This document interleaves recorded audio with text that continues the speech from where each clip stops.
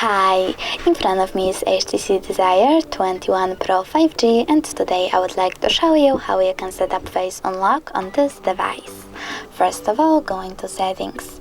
Now you need to scroll down, tap on security and choose face unlock. Enter your current login method, tap on register face data and read the disclaimer. Then tap next at the bottom right corner, read the instructions and tap next again.